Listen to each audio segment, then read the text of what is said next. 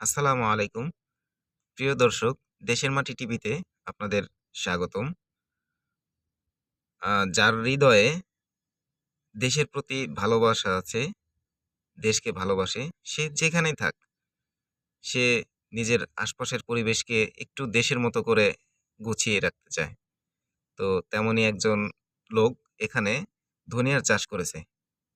ধনিয়াটা চাষ করেছে তার রুমের বাহিরে ছোট্ট একটু জায়গায়। অবহেলিত যে জায়গাটা, এটা কোনো ছাদেও না এবং বাহিরের কোনো ভালো একটা মাঠের মতো কোনো জমিও না। কিন্তু আল্লাহর রহমতে এখানে খুব ভালো ফলনও হইতাছে। এই দেখুন আপনাদের দেখাই, দেখালে বুঝবেন। এই যে দেখেন, এটা রুমের সামনে ছোট্ট একটা বাগান করছে।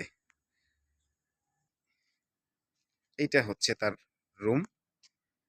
দেখেন, এই রুমে সে থাকে। এখানে আরো আ চারা লাগাইছে। এটা হইতেছে হয়তোবা মিষ্টি কুমড়ার চারা অনেক বেশি লাগাইছে। এই যে এটাও কি যেন ডাল জাতীয় কোনো সিম জাতীয় সবজির চারা। তো আমার এটা দেখে এত ভালো লাগলো যে ভিডিও না করলে পারলাম না। এখানে ধনিয়া চাষ শুরু করেছে। দেখেন ছোট, ছোট অনেক গাছ। এগুলো বড় হলে হয়তোবা পুরো আ ছেয়ে যাবে এই ছোট্ট বাগানটা। দেখেন ছোট, ছোট, ছোট, ছোট। খাওয়ার উপযোগও খাওয়ার উপযোগ্য হয়ে গেছে প্রায়ই। আরেকটু বাকি। হয়তোবা এই সপ্তাহ পর থেকে সে হারভেস্ট করতে পারবে। আর মরিচগুলো হয়তোবা একটু সময় লাগবে। তো মাশাআল্লাহ এই আ রুমের সামনে রুমের বাহিরে একটি পরিত্যক্ত জায়গায় যে এত সুন্দর একটা সবজির বা আ ফসলের ছোট্ট একটি মাঠ বানিয়েছে। তো এটা দেখে আমার অনেক ভালো লাগলো।